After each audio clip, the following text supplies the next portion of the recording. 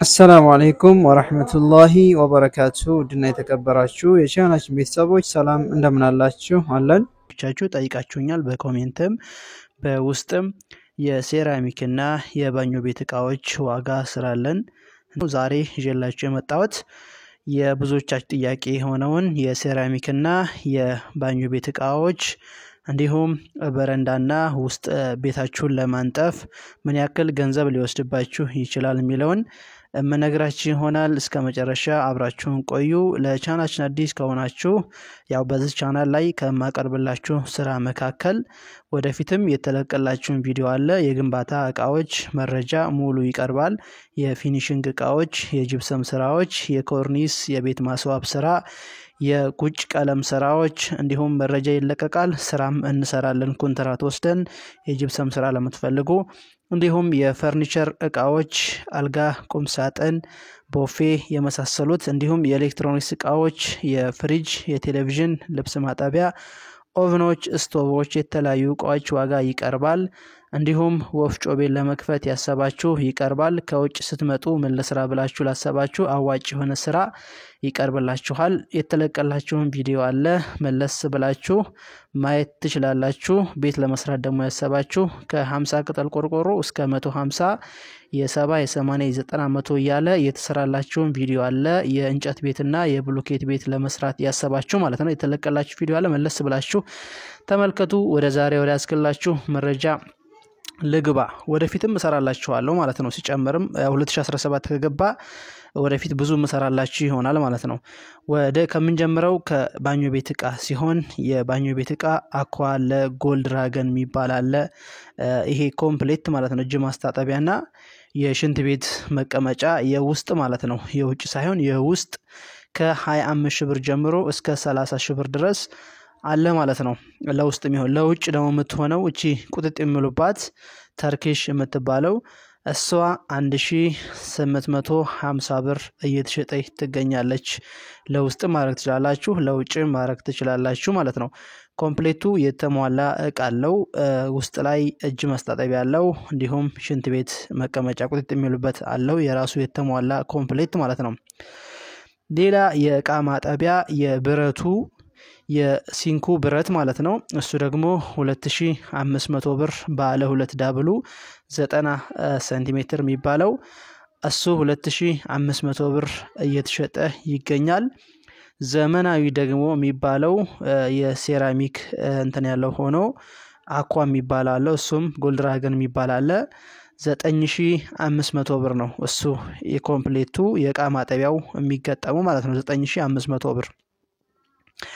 ሌላው እጅ ማስታጠቢያ ብቻዋን የሚፈልግ ካለ እሷም እንደዚሁ 2000 እየተሸጠች ትገኛለች ሌላው ደግሞ እዚህ ጋር ወደ ሴራሚክ ከመግባት በፊት ማርብል እና ግራናይት የሚባል አለ ማርብል በካሬ ነው የሚሸጠው አንድ ካሬ ለደረጃ ብዙ ጊዜ እሱ ለደረጃ ነው የሚጠቀሙት ለፎቅ ደረጃና እንዲሁም ለቤት መግቢያው በር ስር ደረጃ ላይ ይጠቀሙታል እሱ በካሬ 5500 ብር እየተሸጠ ይገኛል እንደየአካባቢው ይለያያል ሌላው ደግሞ ግራናይት እሱም በሜትር ለደረጃ ነው የሚሆነው እሱ በሜትር 5500 ብር ነው እሱም የሚሸጠው እሱም ግራናይት ለደረጃ የሚሆን ነው ሌላው ደግሞ ሴራሚክ ነው ሴራሚክ ለባኞ ቤት ስንጀምር ለባኞ ቤት 30 በ60 አለ እንዲሁም ደግሞ 20 በ40 አለ 30 በ50 አለ እንደዚህ ዋጋቸው ሁሉም ተመሳሳይ ነው ለግርግዳ የሆኑት ማለት ነው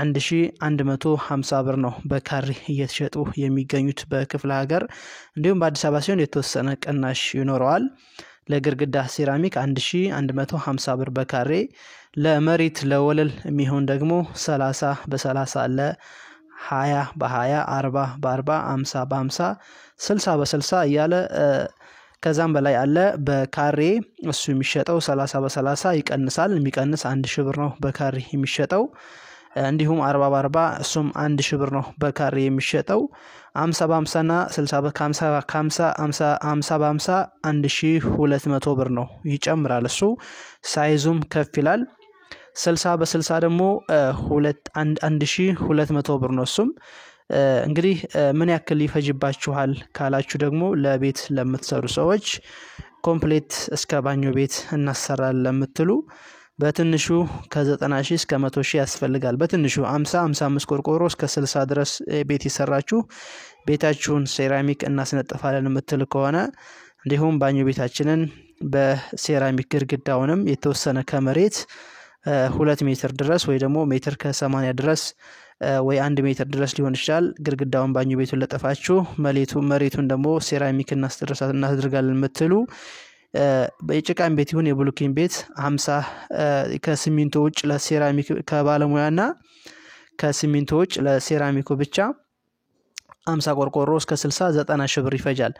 ከ60 በላይ 65 ቆርቆሮ እስከ 70 ባለው ደግሞ 110 ሺህ ብር ሊወስድባችሁ ይችላል ማለት ነው።